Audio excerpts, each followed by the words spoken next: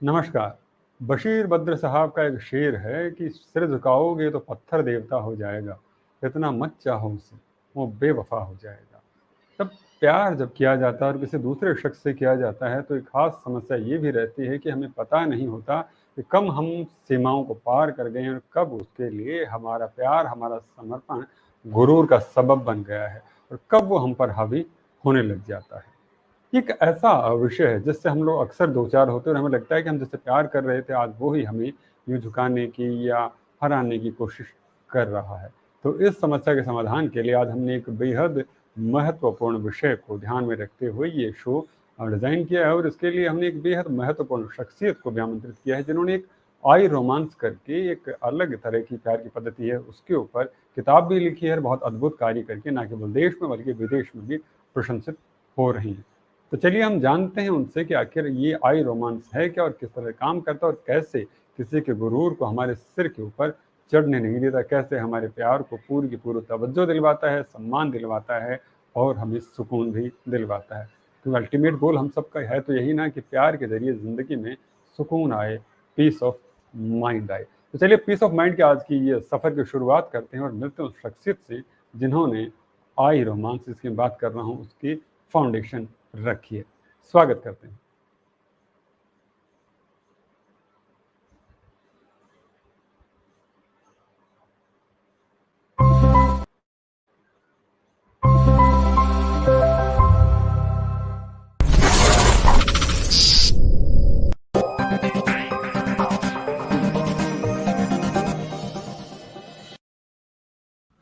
नमस्कार अनघा सोंडे जी, मैं सुनील नारनोलिया किरण टीवी के शिक्षा सरोकार सीजन 2 के आज के इस मंच के ऊपर आपका हार्दिक अभिनंदन करता हूँ। बहुत बहुत धन्यवाद है।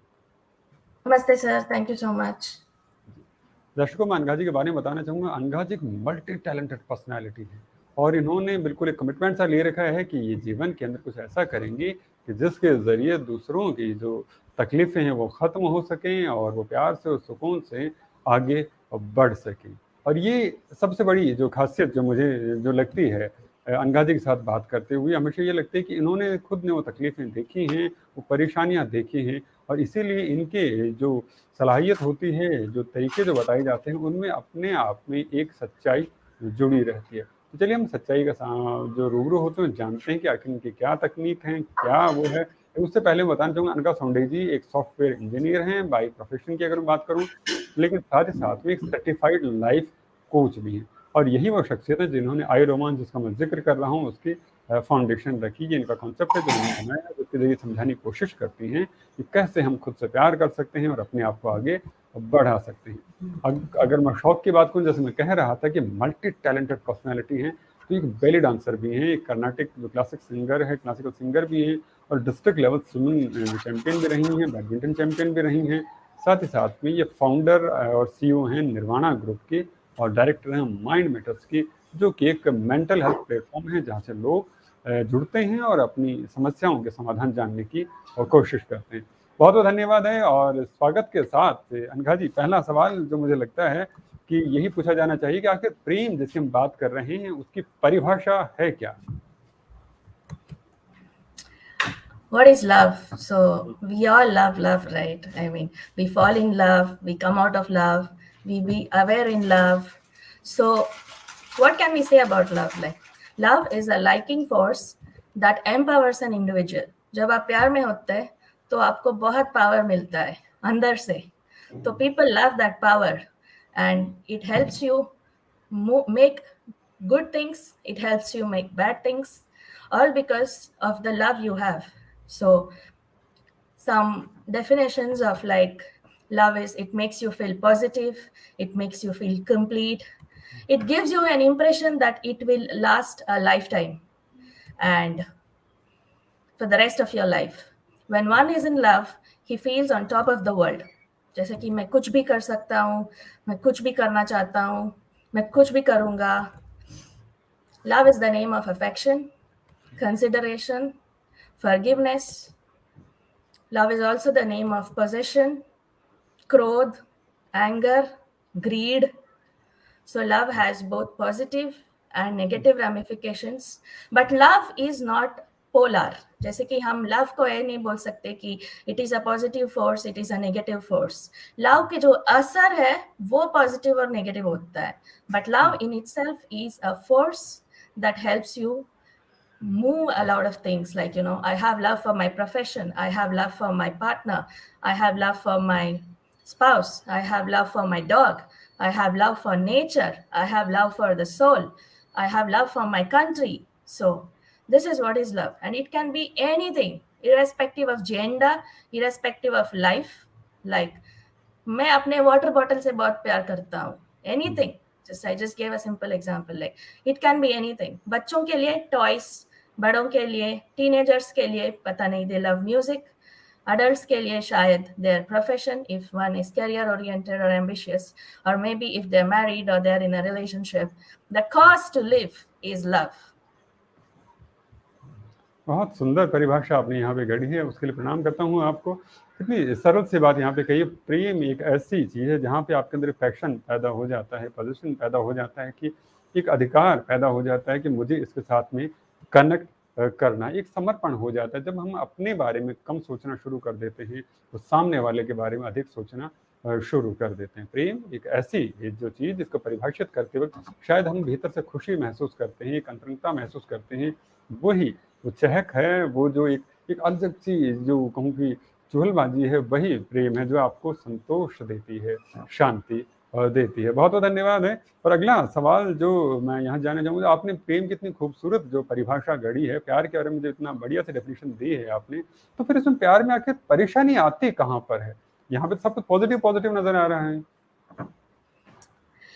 Yes, but अपने अपने नजरिया का फर्क है. Like, for me, love means maybe my chips packet. For somebody, love means like chicken biryani. Okay, so you have to kill a chicken and you need to eat it. So that is love for them.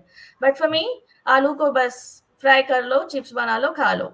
That is the difference in the way we are, the way we are raised, our culture, our people around us, the company we keep, and what is the problem in love is when you are in love, okay, you become so blind, and the talent lies in not becoming blind in love.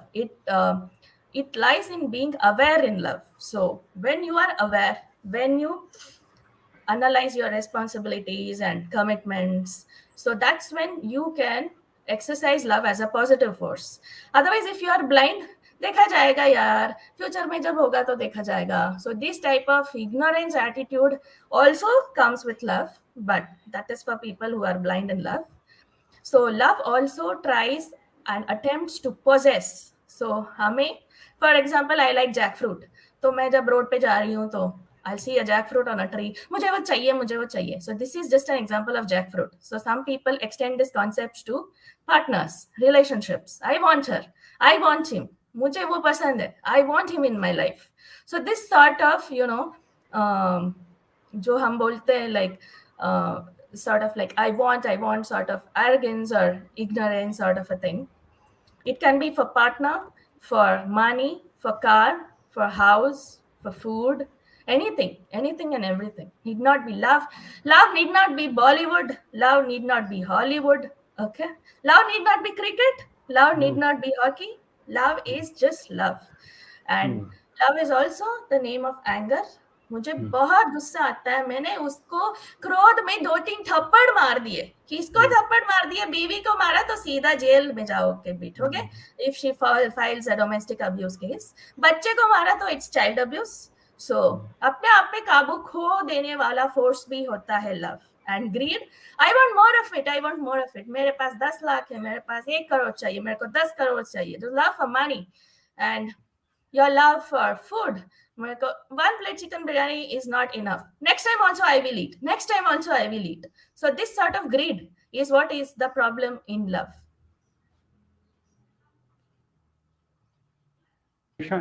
यानी कि परेशानी वहाँ शुरू होती है जब आप उसमें अतिक्रमण करने की कोशिश करने लग जाते हो और आपको लगता है कि या सामने वाले को या जो भी उस प्यार में जुड़ा हो, जब उसको एक को लगने लग जाए कि रिश्ते में एक अकेला ही बचा हुआ है, तो परेशानी शुरू हो जाती है. तब प्यार प्यार नहीं रह जाता और फिर प्यार एक बंधन की तरह हो जाता है कि अब वो हमें बढ़ने नहीं दे रहा है. और जो बड़ी खूबसूरत सी बात यहाँ पर जो कही है हमारे अनघा जी ने, जो बात अच्छी सी रखी है, वो ये कि प्यार आपको पीस दे रहा है, ग्रोथ दे रहा है, आपको विस्तार देता है। और जब विस्तार नहीं मिल रहा है आपको, जब आपको आपके डायमेंशंस हैं वो पूरी तरह से नहीं मिल रही, तो इसका मतलब आप प्यार में तो नहीं हो। आप किसी इन्फेक्शन में हो सकते हो, किसी लस्ट में हो सकते हो, लेकिन प्यार तो नहीं। प्यार कहीं ना कहीं आपके और आपके जो भी पार्टनर हैं उनका विकास है, उनका डेवलपमेंट है, पीस ऑफ माइंड है। अगर वो आपसे नहीं जुड़ा है तो इसका मतलब आप कहीं ना कहीं किसी न किसी गलत रास्ते की तरफ चल रहे हैं। बहुत बहुत धन्यवाद अनघा जी। अनघा जी, अब हम लोग जो बात करें सेल्फ लव की, जो हम बात करें, तो उसके बारे में थोड़ा सा बताइए कि सेल्फ लव आखिर है क्या? क्या इसका मतलब ये नहीं कि हम इगोइस्टिक हो जाएं, क्योंकि अगर अपने आप को हम प्यार करने लग जाएंगे फिर दूसरों के अंदर तो नजर ही नहीं जाएगी हमारी, फिर तुम खुद को ही करते रहेंगे। सेल्फ लव, जैसे कि एक थर्ड स्टैंडर्ड बच्चे को भी पता है, it's love for yourself, love for my self. But when it is in excess, like it becomes ego, like I am superior to another person, I can do a task better than the other person. Self love is not ego, it is unconditional love for yourself. There is no possession, there is no anger, there is no greed. इसका मतलब ये नहीं कि तुम orange कपड़े पहन के बाबा जी बन के बैठ जाओ. No, it only means like you are aware that you exist as a powerful entity, individual on this planet. You are blessed with certain powers, be it your talents or be it your qualification or education. You exercise this in a responsible way for yourself. You be there for yourself. कोई मुझे support नहीं कर रहा, मैं तो डूब के मर जाऊंगी. This sort of self pity is what is not self love. Self love is you should be there for yourself, you should stand by yourself in any sort of difficulty. मेरे दो हाथ है, मेरे दो पैर है, अगर नहीं भी है तो ठीक है ना, I will stand by myself. And self love is putting yourself forward first in such a way that you create good for others and good for yourself in return. ऐसा नहीं कि मुझे ऊपर जाना है, दूसरे डूब के मर जाए, it is not my problem, मुझे तो बस टॉप पे जाना है. नो, मैं टॉप पे जाऊंगा, मेरे साथ बाकी लोग भी अच्छे जिंदगी जिएंगे, लेकिन मुझे टॉप पे जाना है ताकि मैं दूसरों की, it's not about helping, it's about what you do, what work you do, you will do good for others while doing good for yourself. I will do good for myself, but I will do bad for others. That is some sort of cunningness, okay, and a bad attitude. I will do good to myself, I will do good to others also. If I can't do good to others, I will just do good to myself. But what good I do to myself, I will not let it harm others. So that is the concept of self love. यानी कि जब तक हम लोग सिर्फ और सिर्फ अपने आप को नहीं देखते हैं, तब तक प्यार ठीक है, खुद से प्यार ठीक है। अगर हमें लगता है कि हमें खुद ही खुद को देखना है और दुनिया सारी नदारत नजर आती है, तो फिर दिक्कत हो जाती है, उससे ईगो कह रहे हैं। यानी कि आप अपनी सफलता को तो सफलता मान रहे हैं और दूसरों की सफलताओं से आप ईर्ष्या कर रहे हैं, तो आप समझ के चलिए कि अब आप खुद से प्यार नहीं कर रहे हैं, अब आप एक सिकनेस की तरफ हैं, बीमारी की तरफ हैं, और अब आपको किसी न किसी मेंटल हेल्थ एक्सपर्ट से मिलने की बेहद आवश्यकता है कि आप अपने आप से प्यार कीजिए, लेकिन उतना प्यार कीजिए कि ग्रोथ की बात हो। किसी से ईर्ष्या करना, किसी से द्वेष रखना, ये किसी भी तरह का प्यार नहीं होगा। अच्छा, एक सवाल यहाँ पर एक और भी मन के अंदर आ रहा है अनघा जी। अक्सर हम लोग सवाल सुनते फिरते हैं कि मेड फॉर ईच अदर, तो क्या ऐसा भी कुछ होता है कि मेड फॉर ईच अदर वाली सी बात, कि यहाँ सब यही ऊपर से हेवन में से बन के भेजे, या ऊपर से आसमान से इनकी जोड़ियां बनाकर भेजी गई, ऐसा कुछ होता है, या फिर यहीं पर सब लोग मिलते हैं और सारी बातें होती हैं? See, come to think of it, there is no concept of made for each other or mad for each other. Okay, so I am born out of nature. I have my body, a physical body, is made up of 5 components, as you know: fire, earth, wind, and all that. So, if I'm made for something, I'm made for nature. I'm made for Mother Nature. Okay, but some people, they get so involved in relationships that they lose their sanity. मैं उसके बिना जी ही नहीं सकता. Okay, जब current वाला x बन जाता है ना, बदला लूंगा, मैं बदला लूंगा, उसने मेरा टाइम वेस्ट किया, उसने मेरा प्यार को इंपॉर्टेंस नहीं दिया. Revenges, okay, but I'm not saying that don't take revenge. Take revenge in a good way so that it benefits you and benefits other person also. Okay, maybe you can apologize, or maybe she will also apologize, or that person will also apologize. तो अच्छे से जब एक story and होता है ना, that time कड़वाहट नहीं होती. Okay, so you should, I am not saying don't take revenge and only forgive. Like forgiveness must not be a cheap thing. Okay, हर किसी को माफ कर देना, कुत्ते ने काटा कुत्ते को माफ कर दिया, it is not a good thing. Okay, so aim for something that's good. I will not say like positive negative bipolarities, no, aim for something that's good. And second thing is the karmic journeys are separate and individual based. जैसे कि अगर मेरी बीवी खाएगी तो मेरा पेट नहीं भरेगा ना. So सही. हाँ, मुझे खुद का I have to walk on my own path. I have to leave my own footprints. वो चलेगी तो मेरा footprint नहीं आएगा. Okay, so I will create a life for myself. I will let her create a life for herself. I will walk complementary, maybe supplementary too sometime after the relationship matures, but starting it should be complementary. And there is nothing like, no force and no logic in the world will tell you that you are made for one another. You will be, okay, it seems like that when you are in a relationship. She completes me, he completes me, मैं Raymond वाला बन गया end में. Okay. So what I'm saying is like, you have to feel complete by yourself. You are one complete entity, she is one complete entity, two complete entities are coming together, supplementing each other, walking in complementing ways, and you are creating a whole life for yourself, for your children if you want to have, or for your relatives and friends and neighbors and people of the society. So that way maybe you can consider made for each other. जी जी जी, बहुत बहुत धन्यवाद है. हमारे साथ अनघा जी बहुत सारे दर्शक जुड़े हुए हैं और आपसे निरंतर सवाल पूछने की कोशिश कर रहे हैं. तो एक सवाल हमारे साथ में आए, अजय नरेंद्र एजी साहब हैं, वो आपसे सवाल ले रहे हैं. वो कह रहे हैं, तो so how do we take the react once you loved person would leave you without any reason. तो उसने आपको रीजन नहीं दिया तो आप मन में 100 रीजंस गेस करके पागल हो रहे हो, शायद इसलिए शायद उसलिए, that type. So what you have to do is, she had her reason or he had his reason. मैं अपने आप से खुश हूँ भाई, वो जिससे भी रीजन से मेरे को छोड़ के चला गया उसकी परेशानी है, मेरे में जो अंदर का गुडनेस है वो जरूर वो मिस करेगी. So always elevate yourself. Okay, and you are going to enjoy yourself. Okay, you are going to enjoy your money, you're going to enjoy your life. That person is going to miss you. And even if they give reason, what you'll do, you'll pickle it and eat it. अपने आप को next time आप अच्छा बनाओगे, वो बोलेगी कि तुम्हारा बाल अच्छे नहीं है, तुम्हारा शर्ट अच्छा नहीं है, और silly billy reasons she will give you and you will be happy with it. You will counter it, right? Argue, ये कैसा रीजन है, इसलिए तू मुझे छोड़ के जा रही है. ऑल दिस आर्ग्यूमेंट्स, रीजन नहीं दिया, one of the best reasons, please leave. I have all the money in the world, I have all the resources in the world to lead a very good life by myself, for myself, and I will not let myself be dependent on any other individual. I will be an independent person and I will live life independently. बहुत सुंदर बात है. आपकी बातें सुन के मुझे मोहम्मद इब्राहिम नूरी का वो शेर याद आता है, जिसमें फरमाते हैं कि मैं इंसान हूँ, फरिश्ता तो नहीं हूँ, सब मुझ में भी यकीनन खामियां हैं. और अगर आप इस रिश्ते में बंधते हैं तो आपको ये बात माननी चाहिए कि आप जिससे जुड़ रहे हैं वो भी एक सामान्य सा व्यक्ति है, तो वो आपसे जुड़ रहा है एक पूर्णता के लिए, कि आप दोनों मिलकर किसी एक कंप्लीट होने की तरफ बढ़ रहे हैं. लेकिन आपको सिर्फ खामियां नजर आ रही हैं, कोई नेगेटिविटी नजर आ रही है, तो इसका मतलब अपने आप के अंदर हमें थोड़े से सुधार की आवश्यकता तो है.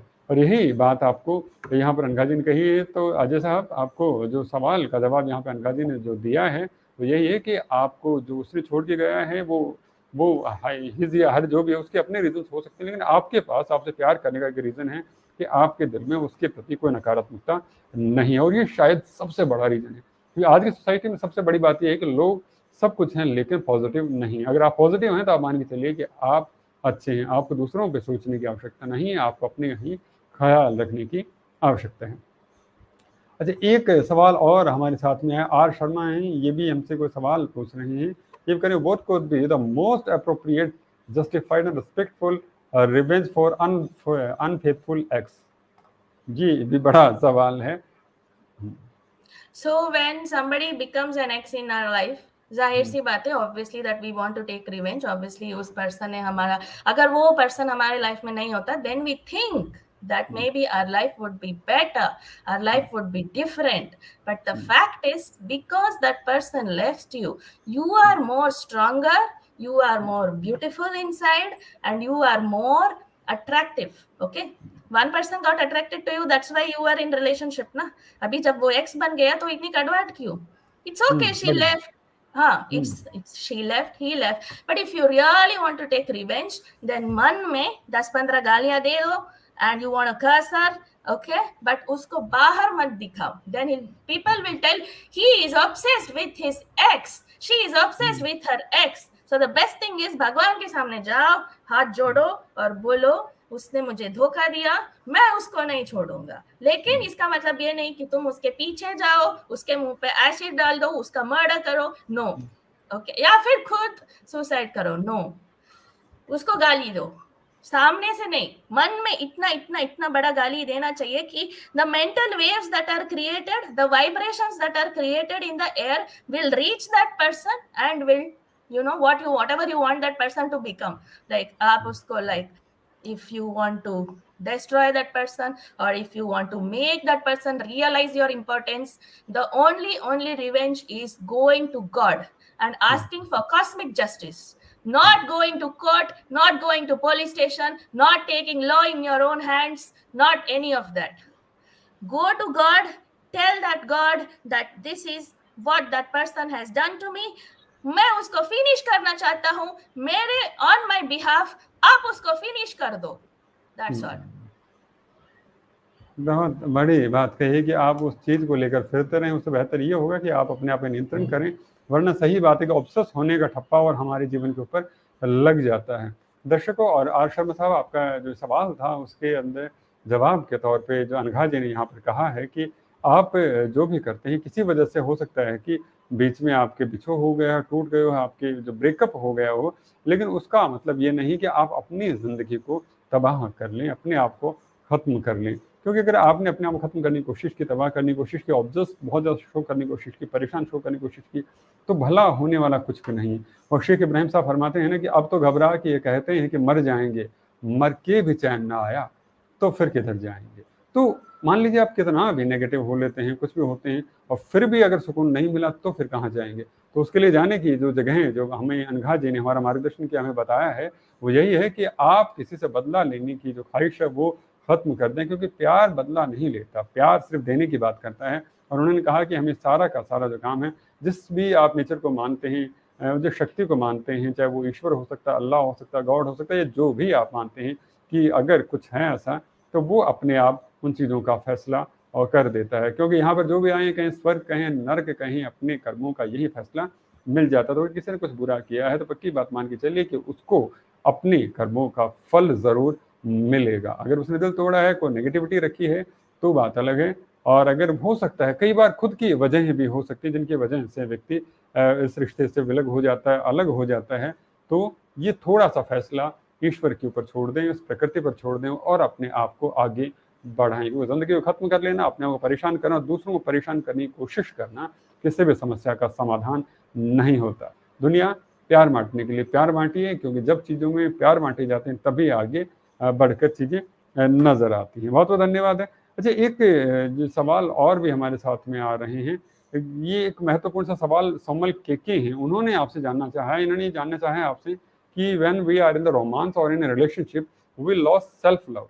आपका क्या कहना है कि जब हम लोग किसी के साथ प्यार कर रहे हैं तो हम लोग सेल्फ लव की जो बात कर रहे हैं वो खो देते हैं, क्योंकि उस वक्त उस सामने वाला जो व्यक्ति है वही हमारे लिए प्यार की सबसे बड़ी परिभाषा हो जाता है। When you are in a relationship, you always consider the other person your priority. उससे ज्यादा प्यार मैं किसी से नहीं करूंगा, खुद से भी नहीं करूंगा, उससे ज्यादा ट्रस्ट मैं खुद पे भी नहीं कर सकता. So this sort of stupid attitude you develop. So please avoid that. You are important to yourself. Everything is temporary. वो भी एक न दिन मरी जाएगी या फिर आपको छोड़ के चली जाएगी, तो आपको जीना तो पड़ेगा ही. तो please don't reduce self love when you are in a relationship, and does not mean to say you give yourself more importance than the other person. Equal priority, आप भी आपके लिए इंपॉर्टेंट हो, वो भी आपके लिए इंपॉर्टेंट है, आप भी खा साथ में उसके साथ बैठ के इक्वल खाना खाओगे, पेट भरेगा, दैट्स ऑल। ये बिल्कुल सामान्य तरह से चीज़ को लिया जाना चाहिए, बहुत ज़्यादा ऐसे ओवर अपने आपके ऊपर नहीं लिया जाना चाहिए कि उसके बिना आपकी ज़िंदगी तबाह हो गई है। ज़िंदगियाँ उससे नहीं होती, तो आगे बढ़ती रहती, क्योंकि रुकना जीवन का नाम नहीं। जीवन तब तक है जब तक कि आप चलते रहते हैं, आगे बढ़ते रहते हैं। अगर आप बढ़ रहे हैं तो आप मान के चलिए आप जिंदा हैं, अगर आप बढ़ नहीं रहे हैं तो आप जिंदा तो नहीं कहे जा सकते। तो ये बड़ी महत्वपूर्ण सी बात यहाँ पर अनघा जी ने हमारे सामने रखी है कि आपको आगे बढ़ना चाहिए, सोचना चाहिए कि आपके साथ ये ऐसा हुआ है या जो भी हो रही है वो, और खुशी आपके भीतर आपको मिलने वाली, खुशी किसी दूसरे के पास में नहीं मिलने वाली। अच्छा, अभी अब अनघा जी आपने बात कही कि हमें उन्हें छोड़ देना चाहिए, गिव अप कर देना चाहिए, सॉरी गिव अप किया, उसे फॉरगिव कर देना चाहिए और उनको बिल्कुल माफ़ कर देना चाहिए। लेकिन ये बड़ा मुश्किल होता है, कहने में ये बात बड़ी सरल लग रही है कि हमें जी। Not in all cases. Forgiveness must not be cheap. You should, forgiveness is fine when it is doing some benefit to you. अगर forgiveness आपके अंदर और भी कड़वाहट पैदा करे तो forgive करके कोई फायदा नहीं है. A rapist cannot be forgiven by a rape victim. So this is just one extreme example that I am given you. माफ करो, लेकिन अगर उससे आपको फायदा हो तभी माफ करो। इसका मतलब ये नहीं कि आप उसको माफ भी ना करके आप उस पे क्राइम कर दिया। नो, माफी तो ठीक है, कितना बार माफ करोगे, कितने कुत्ता एक बार काटेगा तो इट इज नॉट गारंटी कि फिर से नहीं काटेगा ना। सो माफ करो, सोच समझ के माफ करो, only if that other person deserves your happiness, not because she has a right to your happiness और that he has a right to your happiness. Mafi is not the solution. It is not a very good or a bad mental health exercise, I would say. Nobody can forgive anybody for that matter. If you think in a practical way, in reality, we cannot forgive the people who have wronged us. We cannot forgive the people who have hurt us. We cannot forgive the people who have hurt our parents, our friends, our loved ones. So माफ करो, लेकिन only if you can, वरना माफ ना करो ना। It's okay, माफ ना करो, just move on, move forward. किसने बोला माफी जरूरी है लाइफ में? No need. अगर आपको चाहिए तो कृष्णा ने भी राधा से माफी मांगी थी, लेकिन राधा ने माफ किया कि नहीं हमको नहीं पता ना। किया होगा, he became a great God. नहीं किया होगा, he still became a great God. बिल्कुल बिल्कुल बिल्कुल, बहुत सुंदर बात की। अच्छा, एक सवाल यहाँ पर और भी आ रहा है अनघा जी कि अगर मान लीजिए हमसे जाने अनजाने में कोई गलती हो जाती है और हमें लगता है कि हमारा अपना हमसे दूर जा रहा है, हमसे बिछड़ने की कोशिश कर रहा है, और अब हमारा मन कर रहा है कि नहीं यार गलती तो हो गई, तो हम किस तरह से अप्लाइज करें?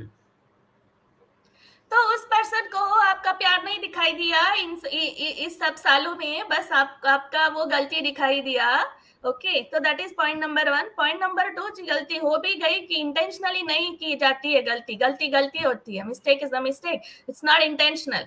सो it's better to apologise, saying that मैंने आपको हर्ट किया है, मुझे पता है, आगे से मैं आपको इस तरीके से हर्ट नहीं करूंगा और किसी भी तरीके से हर्ट नहीं करूंगा। मैं कोशिश करूंगा that I will always help you, I will make you happy. So this is the way you can apologize, and please don't make your sorries very cheap. Again I'm saying, over apologize मत करो, sorry बोल के उसका दिमाग मत खाओ। every time sorry बोलेगा तो उसका दिमाग सटक जाएगा। तो seriously पहले गलती ना करो is not practical, it's not reality. गलती हो ही जाती है, बट उस गलती से इतना हर्ट होना कि रिश्ता तोड़ के जाना is only up to how the individual choice of reaction.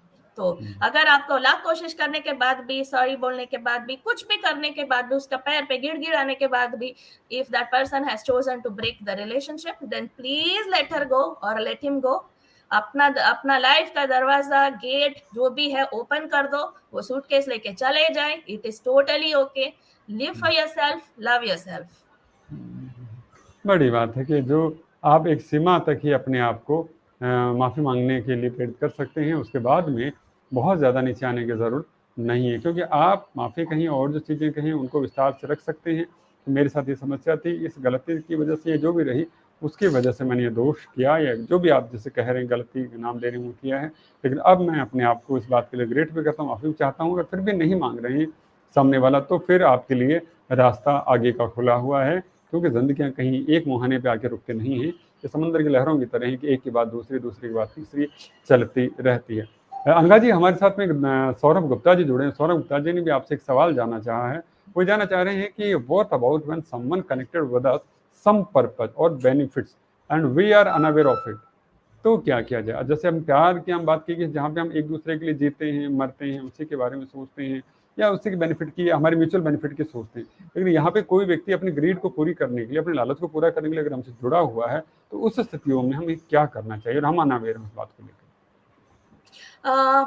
See, everything on this planet works because of gain. Okay, so it can be a benefit, it can be an advantage, it can be anything. But कोई loss करने के लिए कोई किसी के साथ जुड़ा नहीं होता. That you have to realize. वो रिलेशनशिप हो, वो पार्टनरशिप हो, प्रोफेशनल हो, पर्सनल हो, जो भी हो. तो if that person is connected with you for some purpose or benefit and you are not aware of it, it's fine. आप तो प्यार करो उसे, ओके. बट अगर वो आपको हर्ट करना शुरू करेगा, देन आप उस हर्ट को उस गेन या पर्पस या बेनिफिट से मत जोड़ो, क्योंकि आपका भी कुछ पर्पस होता है उस पर्सन से जुड़ा रहने का. Like maybe I want love from that person, maybe she cooks well, और maybe she is beautiful, जो भी है. There will be some gain element that you are also associated with for being there. Okay, so अगर if it hurts you that आपको use किया जा रहा है, तो it's a good thing. आप बहुत यूजफुल हो रहे हो सोसाइटी के लिए, आदमी के लिए, it's very good. But if you're being used in a bad way, okay, like if you are being a suicide bomber, or if you are, if you are doing all this nonsense, then obviously your life is doomed. Okay, so that's what I'm saying. Like if there is a good purpose in being with someone, like उसका भी एक purpose है मेरे साथ जोड़ने के लिए, मेरा भी एक पर्पस है उसके साथ जोड़ने के लिए, it's a mutual give and take, a win-win situation, then it's fine. यानी विन विन सिचुएशन है तब तक तो ठीक है, वरना तो मुश्किल है. अच्छा, एक जो मुझे लगता है कि आपने बड़ी महत्वपूर्ण सी जो बात यहाँ पर कही है कि किसी भी चीज़ को हमें अपने ऊपर हावी तो नहीं होने देना चाहिए किसी भी स्थिति के अंदर, क्योंकि अगर हम लोग ऐसा कुछ करने की कोशिश करते हैं तो मुश्किल हो जाती है. और एक जो बड़ी खास बात यहाँ उन्होंने कही अनघा जी ने, कि अगर कोई आपका एडवांटेज लेने की कोशिश करे तो आपको खुश होने की आवश्यकता है कि आपके अंदर कुछ ऐसी काबिलियत है, ऐसी कुव्वत है कि लोग आपका फ़ायदा उठा पा रहे हैं. और फ़ायदा उन्हीं को उठाया जाता है जिनके पास कुछ होता है. तो यानी आपको खुश होने की आवश्यकता है कि आपके पास कुछ है. आप निर्विकार भाव से और टेंशन फ्री होकर आगे बढ़ते जाइए, अपना कर्म करते जाइए, अपना काम करते जाइए. आप देखिएगा कि आपकी पॉजिटिविटी कहें, आपके एफर्ट्स कहें, उनके रिजल्ट्स बहुत अच्छे आने वाले हैं. बहुत बहुत धन्यवाद अनघा जी. अनघा जी, अगर हम लोग बात कर रहे हैं, जब लव की इतनी सारी बातें हमारे सामने आ चुकी हैं, तो most superior form of love क्या कहना चाहेंगे आप, जिससे हम कहेंगे हाँ ये तो है? To each his own. सबका अपना अपना नजरिया होता है. For some people it is nature, for some people it is partner, for some people money, car, house, food. तो superior form of love is not the same for everybody. जैसे कि you should prioritize in your life. पहले मैं अपने profession से प्यार करता हूँ, बाद में अपने फैमिली से प्यार करता हूँ, उसके बाद अपने बीवी से, बच्चों से, मॉम डैड, कार, फिर अपना घर. So you have to identify what is important and classify based on priority what you love and what place you are giving in your life, how much time you are spending, like how much time you are spending for that particular love thing in your life. So this is how it is.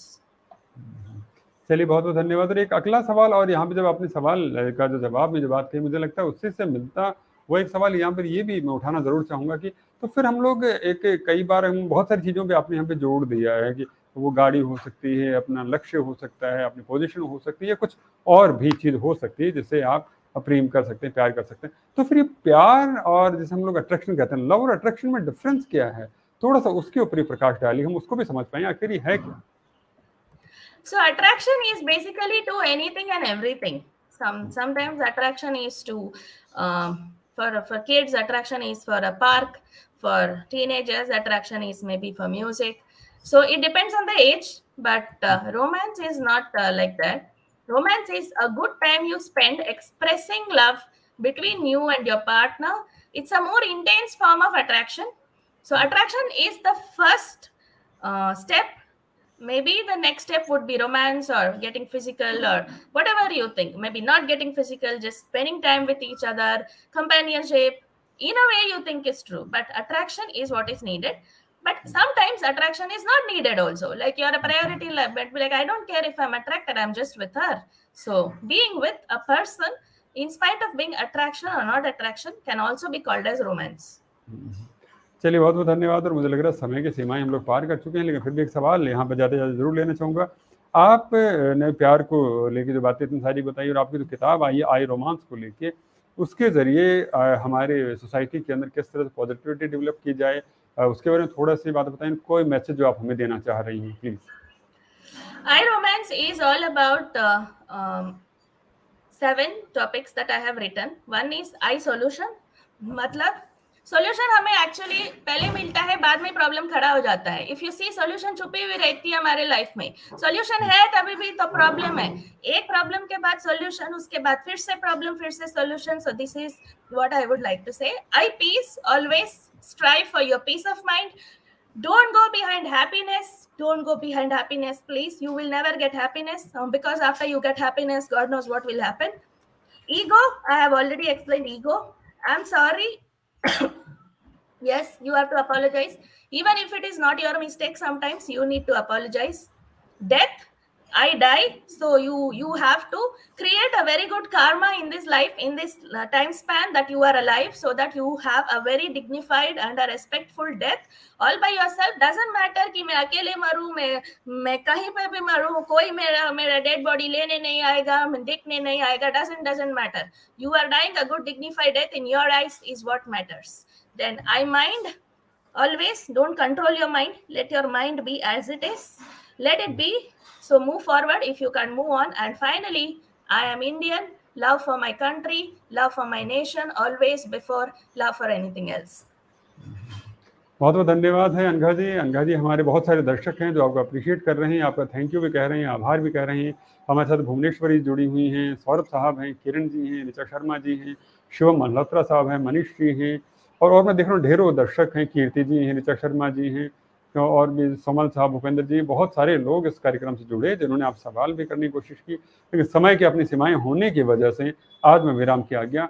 चाहूँगा दर्शकों आप सब कार्यक्रम से जुड़े, और अनघा जी जो आपने हमारा मार्गदर्शन किया उसके लिए हृदय से बहुत बहुत आभार, अभिनंदन। और ऐसे विषय को लेकर हम फिर हाजिर होंगे अनघा जी के मार्गदर्शन में, क्योंकि अनघा जी जिस तरह से आई रोमांस को लेकर काम कर रही हैं और लोगों की जिंदगी में सुकून और प्यार बढ़ाने का जो काम कर रही हैं वो अपने आप में महत्वपूर्ण है। जाते जाते मुझे बस फरहत नदीम हुमायूं का वो शेर याद आता है, वही गजल मिसरा है उनका, कहते हैं कि नहीं होती है राह इश्क में आसान मंजिल, सफर में भी तो सदियों की मसाफत चाहिए। तो ये भी हमें ध्यान रखना होगा। हम एकदम से इमीडिएटली सोचे किसी से कनेक्ट हो और हम सोचने लग जाएं कि वो अब हमें समझ लेगा और हमें अनुसार ही ढल जाएगा, हमारे अनुसार सारी चीज़ें होने लग जाएंगी, तो ऐसा नहीं होता है। दोस्तों, किसी भी रिश्ते में आप जुड़ते हैं, चाहे किसी भी चीज़ से हो, चाहे व्यक्तियों से हो, चाहे वस्तु से हो, किसी स्थान से हो, किसी भी चीज़ से हो, उसमें 2 लोगों का होना आवश्यक है। 2 लोगों के बीच में प्यार होता है तो चीज़ें आगे बढ़ती हैं। तो हमेशा इस बात को समझ के चलिए कि आप इस रिश्ते में अकेले नहीं हैं, इस प्यार में अकेले नहीं हैं। कोई एक चीज़ और भी जो आपसे जुड़ी हुई है, अगर आप उसको सम्मान करेंगे और उसी की बातों का सम्मान भी रखेंगे, तो आप देखिएगा कि आपका जो प्यार है फल और फूल रहा है, और आप अपने आप को एक अच्छी स्थिति के अंदर पाते हैं। फिर ज़िंदगी में जितनी मुश्किलें हैं वो आपको कुछ नहीं बिगाड़ पाएंगे। आप होंगे, खुशियाँ होंगे, और आपका प्यार होगा। आपका प्यार आपको मिले, आपकी खुशियाँ आपको मिले, इन शुभकामनाओं के साथ अनघा जी का हृदय से अभिनंदन और आभार व्यक्त करते हुए आज के कार्यक्रम का समापन आगे चाहूँगा। हम फिर मिलेंगे इस मंच के ऊपर, तब तक के लिए अभिनंदन, आभार है।